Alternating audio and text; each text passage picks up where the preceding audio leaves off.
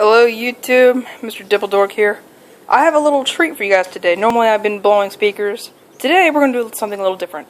We're going to be blowing this thing directly to the wall outlet. This is a 10-inch Diamond D1 subwoofer, as you can see it in my other older videos. It's only got one good coil out of two.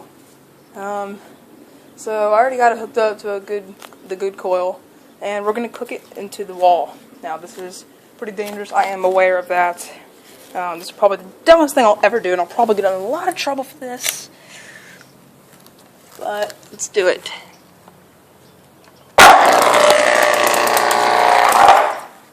Wow.